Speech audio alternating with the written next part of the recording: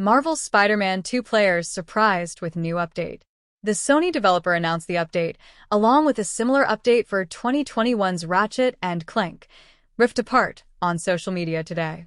Marvel's Spider-Man 2 patch 1.004 is almost entirely focused, granting owners of the soon-to-release console additional visual options to ensure they are either swinging through New York City with improved graphics or a higher frame rate.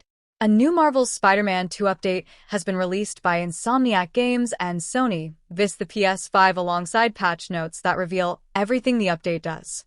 Unfortunately, the update, titled version 1.004.000, doesn't do much to the Spider-Man game. Rather, it prepares the game for the launch of the PS5 Pro on November 7th. Insomniac says that the default will be set to Performance Pro mode, which targets 60 frames per second, while retaining the image quality of the standard Fidelity mode through use of PlayStation Spectral Super Resolution, PSSR. This is the setting that the team recommends, as it also toggles on all ray tracing (RT) features. On the flip side is the 30 frames per second Fidelity Pro mode. Insomniac says this is the visual option for those looking to experiment with some of the new ray tracing features offered by the PS5 Pro, which can be tuned to each player's preference. With Fidelity Pro, you may also notice that pedestrian and traffic density may be increased in a few locations in Marvel's Spider-Man 2, with hair detail also getting a bump. To this end, the patch notes reveal the new graphics modes that will be available to PS5 Pro owners with this update downloaded, as well as the new graphical toggles. Meanwhile, those on the standard PS5 have nothing in the update that concerns them. Marvel's Spider-Man 2 patch notes. The new graphics modes. Performance Pro, default for PlayStation 5 Pro.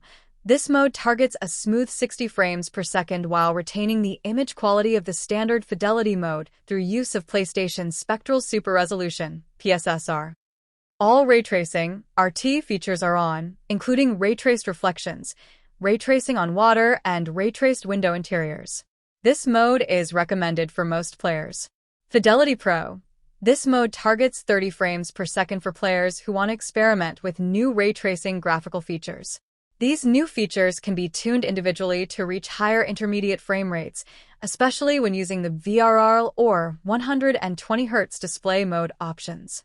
Pedestrian and traffic density may be increased in some areas, and fine hair detail is increased. New graphical toggles.